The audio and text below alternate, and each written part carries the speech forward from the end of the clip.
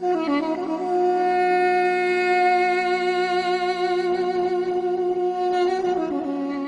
وتراوە ژن نیوەی کۆمەڵە و دایکی نیوەکەی تریشێتی. بە درێژایی مێژوو ژن ئەو بوونەوەرە بووە کە زۆر جار مافخوڕە و بێبەش بووە لە هەرەویست و ئازادی و مافە سەرەتایەکانی. هەر بۆیە کە منەوانەی کە لەسەر گرنگی ژن و گەورەی ژن قسەیان کردووە. یەکێک لەو مرۆڤە مەزنانی کە هەمیشە لەسەر پێگە و بەهێزی ژن لە مەیدانی کار و سیاسەت و هەموو بوارە جیاوازەکاندا قسەی کردووە، مام جەلال بووە. مام جەلال بە درێژایی تەمەن و ئەزمموی کارکردنی داکۆکی لە مافی ڕەوای ژنوبوونی ژن کردووە لە هەموو شوێن و پێگە و مەیدان و خەباتی کوردایەتیدا. تارچکە کۆ دەبەوە هیواداری ئەم کۆبنەوەیش هاندەرێک بێت بۆی زیاتر یەکێتی ژنان گەشە بکات و خانمان لە ڕزی پێشەوەی خەوات بن بۆ بەدێهێنانی ئامادەکانی نیشتیمانی تایبەتی خۆیان.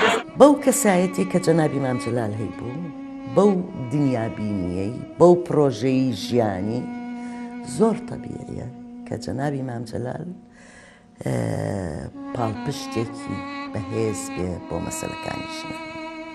کەس نەبووە بەقەدەر بەڕێز مام جەلال ئەو زاتە پاکە خزمەتی ژن و مناڵ و گەنج و لاو و پیر و شەهید و هەموو کەسێ بکە و هەموو کەسێکیش بە یەک چاو تەماشاکە. بەڕاستی ئێمە وەکو ژن وەکو یەکێتی ژنان مام جەلال پشت و پەنا و هێز و توانامان بووە. مام جەلال بە درێژایی تەمەنی پێداگری کرد لەسەر نێشتنی فرەژنی و پشتیوانیکردن لە هەندێک یاسای نوێ کە تێیدا مافی ژن دەپارێزێ و فرەژنی ڕەت دەکاتەوە. هەروە پشتیوانیکردن لە یاسای ژمارە 59 کە بە ناوی شەرەفەوە نابێت ژن بکوژرێت. بەڕێز مام جەلال هەوڵێکی زۆریدا بۆ هەوڵێکی زۆریدا و پێداگریەکی زۆری لەسەر کرد کە بچێتە بواری جێبەجێکردنەوە کە هیچ کەسێ بۆی نەبێ فرەژنی بکە لە لای خۆمان و هەروەها یاخود ژن بەسەر ژنەکەی بێنێ. زۆر جاریش بەڕێزی پێی ئەوتین ئەوی خۆتان هەوڵ بن شومەکەن بەسەریەک ئەو غەدەرە لە یەکتری مەکەن. بۆیە بڕیاری 62 جێبەجێ کرا و هەوڵی زۆر ئەدرێ بۆ ئەوەی کە ئیشەڵا فرەژنی کەم بکرێتەوەنێ. جەنابی مام جەلال هەڵوێستی لە مەسەلەی کوشتنی شەرەف، لە مەسەلەی فرەژنی ڕوونایە. هەموو کوشتنێک بە کوشتنی ئەمت دادەندرە و سزاکەشی قورسە. ئەوی تریان مەسەلەی دوو ژنیە، ئەویش کە هەندێک لە مەلاکان ویستیان بڵێن ئەوە خلافی قورئانە، بەڵام ئیسباتمان کرد کە بەپێی ئایەتی قورئان ئێوەش دەبێت کچەکانی خۆتان خوشکانی خۆتان وا فەرموو دەکەن کە پیاوێکە ژنیە بۆ بڵێن کاکە ئیشتوتەوە بووە خواحافیز کەس چوت پێ نەکرد. مام جەلال سەرچاوەی ئومێد و دەستکەوتنی ئازادی ژن بووە. دەست پێشخەر بووە لەوەی ژن بەهێزێکی زیاتر و گڕوتینێکی نوێوە بێتە مەیدانی کار و بوونیان هەبێت لە سەرجەم پۆست و ناوەندەکانی کاردا کە پێشتر نەبووە.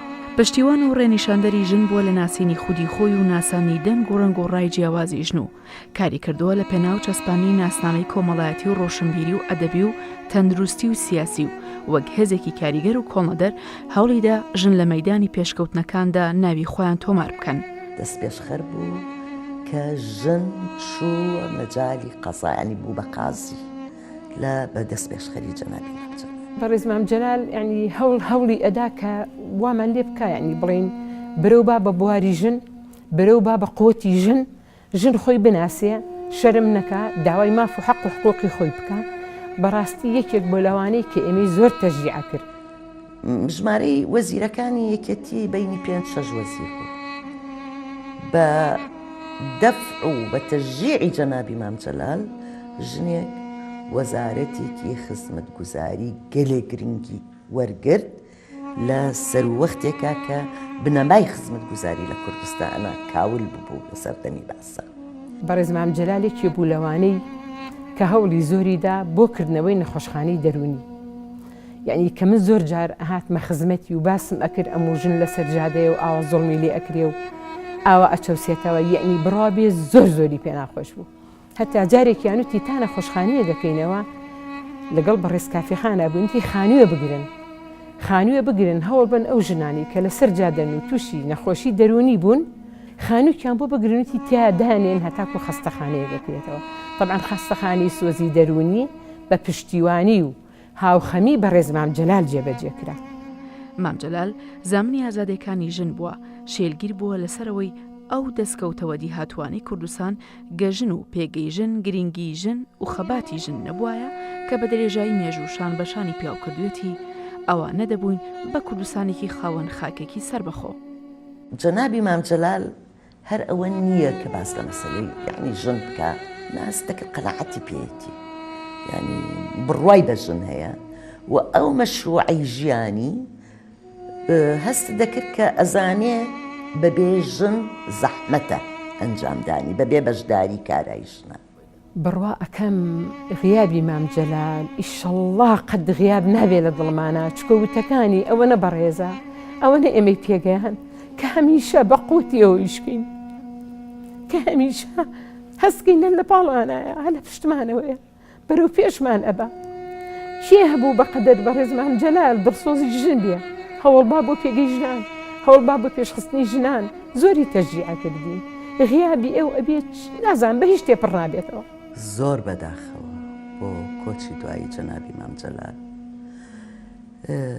ماڵ ئاوایی جەنابی مام جەلال خەسارەتێکی گەورەیە بۆ هەموومان، بۆ هەموو ئەوانەی کە دەڕوانە پتەوبوونی دیموکراتی، بۆ هەموو ئەوانەی کە ئەڕوانە پتەوبوونی پرینسیپەکانی مافی مرۆڤ و بۆ هەموو یەکسانی خوازە لە هەموو شوێنێک. داخوازیەکانتاندا لە هەمووان بەپێی دوانە